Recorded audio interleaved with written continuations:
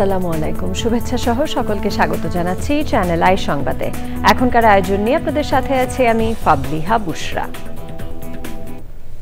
শুরুতেই চলুন দেখে নিই ফ্রেশ আটা ময়দা সুজি সংবাদ শিরোনামগুলো। মব সৃষ্টি করে মুক্তিযুদ্ধ ও মুক্তিযোদ্ধাদের অপমানের বিরুদ্ধে সেনাবাহিনীর হুঁশিয়ারি, মুক্তিযোদ্ধারা সব সময়ই শ্রদ্ধা ও সম্মানের আসনে মন্তব্য। নতুন রাজনৈতিক বাস্তবতায় প্রতীক্ষিত ডাকসু নির্বাচন আগামীকাল, ৬.৫ বছর পর ভোট অনুষ্ঠানে ক্যাম্পাস জুড়ে কড়া নিরাপত্তা। বাংলাদেশ গণতন্ত্রের রেল লাইনে না ওঠা পর্যন্ত আন্দোলন চলবে বললেন তারেক রহমান, যে কোনো হুমকি প্রতিহত করার আহ্বান। এবং জেনজি রেভলিউশনে উত্তাল কাঠমান্ডুতে, সহিংসতায় নিহত ১৯, আহত ৮০ জনেরও বেশি। সরকার বিরোধী বিক্ষোভে জাকার্তায় ৬০০ জন আটক।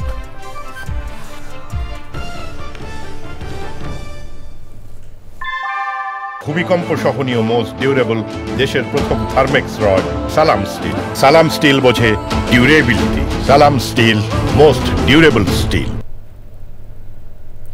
সংবাদ শিরোনামগুলো জানাচ্ছিলাম। এখনকার এই সংবাদ আয়োজন একই সঙ্গে চ্যানেল আইয়ের ইউটিউব চ্যানেল এবং চ্যানেল আইয়ের ওটিটি প্ল্যাটফর্ম আই স্ক্রিনে লাইভ স্ট্রিম হচ্ছে। এবার জানাবো বিস্তারিত। সেনাবাহিনী সুস্পষ্ট করে বলেছে, মব সৃষ্টি করে মুক্তিযুদ্ধ ও মুক্তিযোদ্ধাদের অপমান করা যাবে না। সামনে কেউ মব সৃষ্টি করলে সেনাবাহিনী কঠোর ব্যবস্থা নেবে। সোমবার দুপুরে ঢাকা সেনানিবাসের অফিসার্স মেসে প্রেস ব্রিফিংয়ে মিলিটারি অপারেশনস ডাইরেক্টরেটের colonel staff colonel Mohammad Shafiqul Islam সাংবাদিকদের বিভিন্ন প্রশ্নের উত্তর দেন। সেই ব্রিফিংয়ের চুম্বক অংশ তুলে ধরছেন তাফহিমুল ইসলাম। মুক্তিযুদ্ধের মাধ্যমেই এই দেশের সৃষ্টি হয়েছে।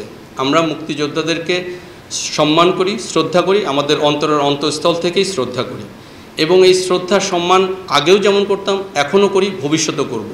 কোনো মব বা কোনো কিছু দিয়ে আমাদের মুক্তিযোদ্ধা বা মুক্তিযুদ্ধকে ছোট করার কোনো সুযোগ নেই। আপনারা জানেন যে মব একটি সৃষ্টি হয়েছিল মুক্তিযোদ্ধা ফজলুর রহমানের বাড়ির সামনে। এটা আমরা যখন মেসেজ পেয়েছি সাথে সাথে সেইখানে আমাদের দায়িত্বপ্রাপ্ত ইউনিট ওখানে উপস্থিত হয়ে সেই সিচুয়েশনটাকে, পরিস্থিতিটাকে নিয়ন্ত্রণ করেছে। সেই বিষয়ে আপনারা নিশ্চিত থাকতে পারেন, সামনের দিনগুলোতে পরিস্থিতি আরও উন্নতি হবে ইনশাল্লাহ। ইলেকশন কমিশন, আমরা জেনেছি যে সেনাবাহিনীকে সম্পৃক্ত করা হবে। এখন পর্যন্ত ইলেকশন কমিশন থেকে আমরা কোনো ফর্মাল কোনো নির্দেশনা পাইনি, বাট আমাদের মধ্যে একটা প্রস্তুতি অবশ্যই রয়েছে। সামনের ইলেকশনে আমরা সেই প্রস্তুতি অনুযায়ী গ্রহণ করব। আমাদেরকে ইলেকশন কমিশন থেকে যে দায়িত্ব দেওয়া হবে সেই দায়িত্ব অনুযায়ী আমরা আমাদের দায়িত্ব পালন করব এবং সর্বোচ্চ পেশাদারিত্বের সাথেই সেনাবাহিনী তাদের সেই দায়িত্ব পালন করবে। আইন শৃঙ্খলা উন্নতি করা বা আইন শৃঙ্খলা রক্ষা করা কিন্তু একমাত্র সেনাবাহিনীর কাজ নয়।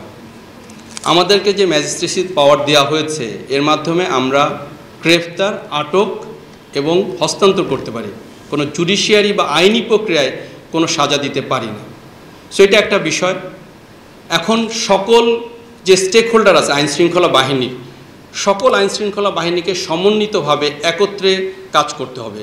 অলরেডি সবাই করা শুরু করেছে। যদি সবাই একত্রে একসাথে আমরা কাজ করি তাহলে সামনের দিনগুলোতে আইনশৃঙ্খলা আরও ভালো হবে বলে আমরা আশা করছি। গুম কমিশনের জন্য, ইনভেস্টিগেশনের জন্য আমাদের যাদেরকে ডাকা হয়েছে সবাই গুম কমিশনের সাথে কথা বলেছে, সর্বাত্মক সহযোগিতা করেছে এবং এখনও সহযোগিতা করে যাচ্ছে। ভবিষ্যতে যদি কোনো সহযোগিতা দরকার হয় বাংলাদেশ সেনাবাহিনী সে সহযোগিতা করে যাবে। সো এই বিষয়ে কোনো কিছু যদি আপনারা শুনে থাকেন সেটা রিয়েলি গুজব। কীভাবে ইন্টারাকশন পরে পৌঁছাবে। ডাকসু নির্বাচনের সাথে সেনাবাহিনীর কোনো সংশ্লিষ্টতা নেই। আমরা এর আগেও সংবাদ মাধ্যমে আইএসপিআর মাধ্যমে জানিয়েছি, স্পষ্টভাবে বলে দিয়েছি এই ডাকসু নির্বাচনের সাথে আমাদের কোনো সংশ্লিষ্টতা নেই। তবুও কিছু কিছু স্বার্থান্বেষী মহল আপনারা দেখেছেন বিভিন্ন গণমাধ্যমে তারা আমাদেরকে ইনফ্যাক্ট কিছু প্রোপাগান্ডা করার চেষ্টা করছে। এই নির্বাচনে যারা অংশগ্রহণ করছে আমরা তাদের সকলের মঙ্গল কামনা করি এবং এই নির্বাচনের মাধ্যমে একটি সুস্থ পরিবেশে গণতন্ত্রের চর্চা হবে এটাই আমরা চাই এবং এই নির্বাচনের মাধ্যমে সুস্থ পরিবেশে যে নির্বাচনের চর্চা হোক, এটা আমাদের সকলের আশা। রাত পোহালেই ঢাকা বিশ্ববিদ্যালয় কেন্দ্রীয় ছাত্র সংসদ ডাকসু ও হল সংসদ নির্বাচন। সকাল ৮টা থেকে বিকেল ৪টা পর্যন্ত ৮টি কেন্দ্রে ভোট গ্রহণ চলবে। বিশ্ববিদ্যালয় ক্যাম্পাসে আছেন আমাদের সহকর্মী শহীদুল্লাহ রাজু, সরাসরি যাচ্ছি তার কাছে। রাজু, নির্বাচনের পূর্বে ঢাকা বিশ্ববিদ্যালয় ক্যাম্পাসের এই মুহূর্তের কি পরিস্থিতি দেখছেন?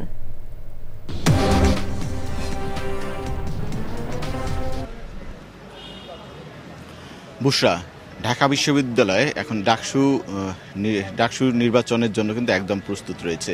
প্রায় 8টি ভোট কেন্দ্রে 411টি বুথে এই ভোট অনুষ্ঠিত হবে। আগামীকাল সকাল 8টা থেকে বিকেল 4টা পর্যন্ত ভোট চলবে এবং বিশ্ববিদ্যালয় প্রশাসন জানিয়েছে যে বিকেল 4টার মধ্যে যদি ভোটাররা ভোট কেন্দ্রে যদি বুথে লাইনে থাকে তাহলে তারা ভোট দিতে পারবেন। এরপর ভোট গণনা শুরু হবে। ভোট গণনা হবে হাতে এবং মেশিনে এবং বড় ডিসপ্লেতে ভোট গণনা প্রদর্শন করা হবে।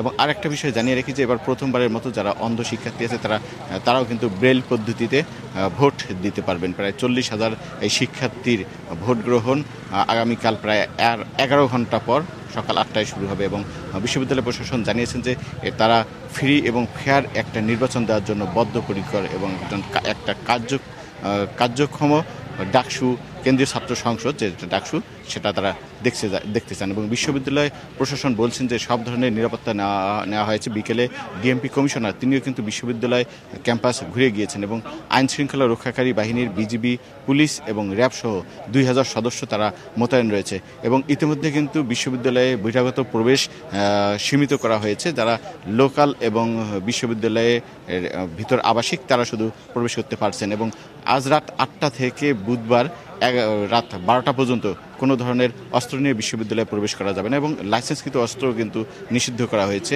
বিশ্ববিদ্যালয়ে। বুশরা, এবং একদম ডাকসু নির্বাচনের জন্য এই মুহূর্তে যদি বলি তাহলে ঢাকা বিশ্ববিদ্যালয় প্রস্তুত রয়েছে আর 11 ঘন্টা পর ভোট গ্রহণ শুরু হবে আগামীকাল সকাল 8টায়। বুশরা, রাজু, ধন্যবাদ আপনাকে। ঢাকা বিশ্ববিদ্যালয় ক্যাম্পাস থেকে সেখানকার সবশেষ পরিস্থিতি জানাচ্ছিলেন শহীদুল্লাহ রাজু। বিএনপির ভারপ্রাপ্ত চেয়ারম্যান তারেক রহমান বলেছেন, বাংলাদেশ গণতন্ত্রের রেল লাইনে না ওঠা পর্যন্ত আন্দোলন চলবে। ঠাকুরগাঁওয়ে বিএনপির সম্মেলনে ভার্চুয়ালি যোগ দিয়ে যে কোনো ষড়যন্ত্র রুখে দেওয়ার কথা বলেছেন তিনি। নেতাকর্মীদের উদ্দেশ্যে তিনি বলেন, গণতন্ত্রের প্রতি যে কোনো হুমকি প্রতিহত করবে তার দল। রাহুল রায়ের রিপোর্ট। প্রতিনিধিদের মতামতের ভিত্তিতে বিভিন্ন জেলা ও সংগঠনের নেতৃত্ব নির্বাচন করছে বিএনপি। সে ধারাবাহিকতায় ঠাকুরগাঁয়েও অনুষ্ঠিত হয়েছে জেলা সম্মেলন। সোমবার সকাল 11টা থেকে বিকেল পর্যন্ত চলে এই সম্মেলন, যার উদ্বোধন করেন বিএনপি মহাসচিব মির্জা ফখরুল ইসলাম আলমগীর। সম্মেলনে লন্ডন থেকে ভার্চুয়ালি যোগ দেন বিএনপির ভারপ্রাপ্ত চেয়ারম্যান তারেক রহমান।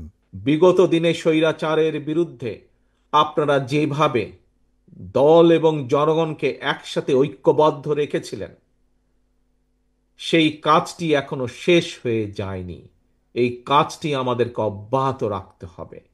গণতন্ত্রের প্রতি যে কোনো হুমকিকে আমরা মোকাবেলা করব।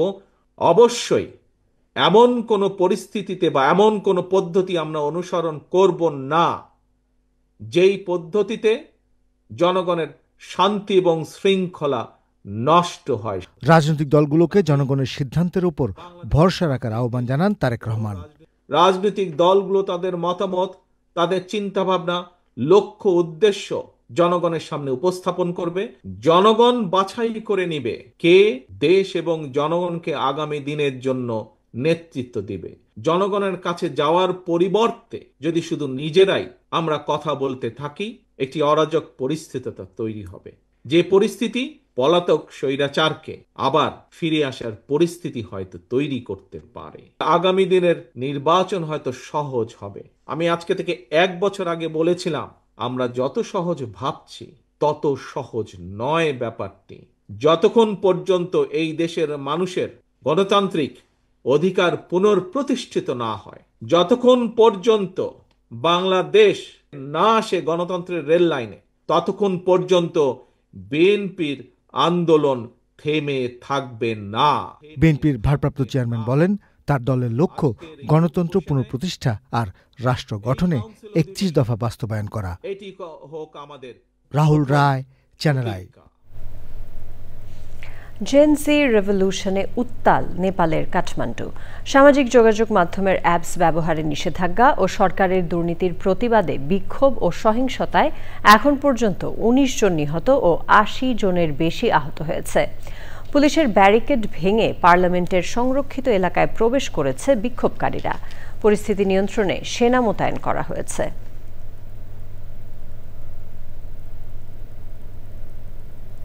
ইন্দোনেশিয়ার জাকার্তায় অগস্ট থেকে শুরু হওয়া সরকার বিরোধী বিক্ষোভের ঘটনায় এখন পর্যন্ত প্রায় ৬০০ বিক্ষোভকারীকে আটক করেছে পুলিশ। অর্থনৈতিক বৈষম্য ও রাজনীতিবিদদের অফুরন্ত সুযোগ সুবিধার বিরুদ্ধে অগস্টের শেষে বিক্ষোভে নামে দেশটির হাজারো মানুষ। গত ২৮ অগস্ট পুলিশের গাড়ির ধাক্কায় ২১ বছর বয়সী একজন গাড়ি চালক নিহতের ভিডিও প্রকাশের পর বিক্ষোভ আরও ছড়িয়ে পড়ে। এক সংবাদ সম্মেলনে পুলিশের উপপ্রধান দেদি প্রাসিতিও বলেন, বিক্ষোভে জড়িত থাকার অভিযোগে ৫৮৩ জনের বিরুদ্ধে এখনও তদন্ত চলছে। প্রিয় দর্শক, আপনারা দেখছেন চ্যানেল আই সংবাদ। সময় হয়ে গেল একটি বিরতি নেবার। বিরতির পর অন্যান্য খবরের সাথে আরও জানিয়ে ফিরব। গাজায় ইসরায়েলি হামলায় নিহত ৪০, হামলাকারীদের গ্রেফতার করে কঠোর ব্যবস্থা গ্রহণে প্রধানমন্ত্রী বেনিয়ামিন নেতানিয়াহুর হুঁশিয়ারি।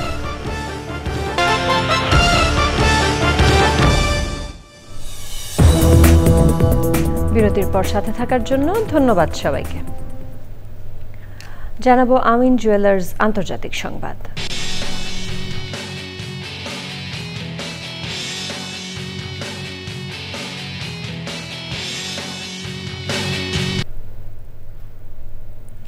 ভোর থেকে গাজা জুড়ে ইসরায়েলি হামলায় অন্তত ৪০ জন নিহত হয়েছে। পূর্ব জেরুজালেমে নিহত হয়েছে ৬ জন।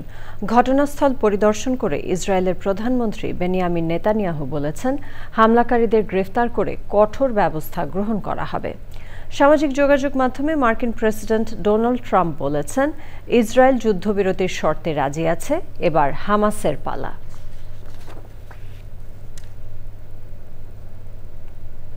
এবার জানাবো কৃষি সংবাদ।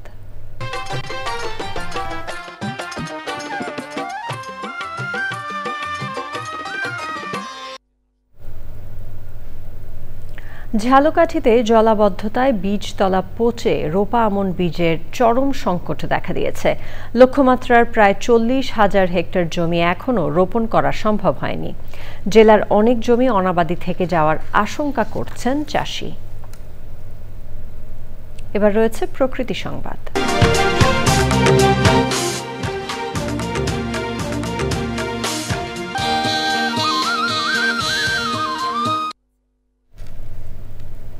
ফেনীতে পরিবেশগত সমস্যার নির্ধারণ এবং উত্তরণ শীর্ষক সভা হয়েছে। জেলা প্রশাসকের সম্মেলন কক্ষে সভার আয়োজন করে পরিবেশ অধিদপ্তর। সভায় পরিবেশ রক্ষায় পলিথিনের উৎপাদন বন্ধের আহ্বান জানানো হয়। জেলা প্রশাসক সাইফুল ইসলামের সভাপতিত্বে আলোচনায় ছিলেন জেলা সিভিল সার্জন ডাক্তার রুবায়াত বিন করিম।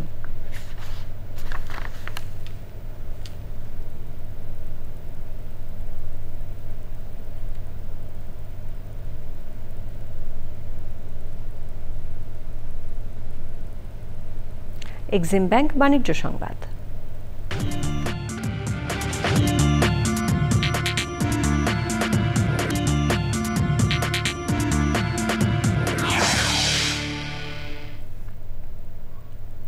ডিআরইউ সদস্যদের জন্য গ্রুপ বীমা চুক্তি সই করেছে ঢাকা রিপোর্টার্স ইউনিটি। বিকেলে ডিআরইউ কার্যালয়ে ন্যাশনাল লাইফ ইন্স্যুরেন্স পিএলসির সাথে চুক্তি সই হয়।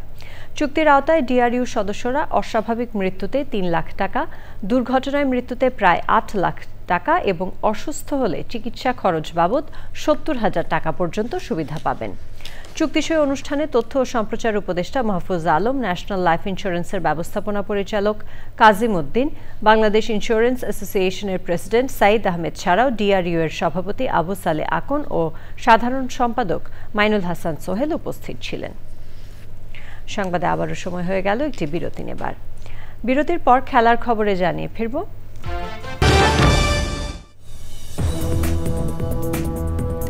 বিরতির পর আবারও আমন্ত্রণ চ্যানেল আই সংবাদে। ফিরে এলাম খেলার খবর নিয়ে।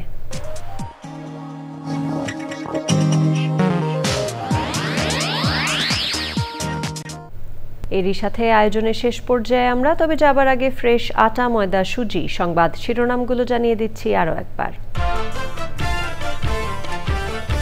মব সৃষ্টি করে মুক্তিযুদ্ধ ও মুক্তিযোদ্ধাদের অপমানের বিরুদ্ধে সেনাবাহিনীর হুঁশিয়ারি। মুক্তিযোদ্ধারা সব সময়ই শ্রদ্ধা ও সম্মানের আসনে মন্তব্য। নতুন রাজনৈতিক বাস্তবতায় প্রতীক্ষিত ডাকসু নির্বাচন আগামীকাল। ৬.৫ বছর পর ভোট অনুষ্ঠানে ক্যাম্পাস জুড়ে কড়া নিরাপত্তা। বাংলাদেশ গণতন্ত্রের রেল লাইনে না ওঠা পর্যন্ত আন্দোলন চলবে বললেন তারেক রহমান। যে কোনো হুমকি প্রতিহত করার আহ্বান। এবং জেনজি রেভলিউশনে উত্তাল কাঠমান্ডুতে সহিংসতায় নিহত ১৯, আহত ৮০ জনেরও বেশি। সরকার বিরোধী বিক্ষোভে জাকার্তায় ৬০০ জন আটক।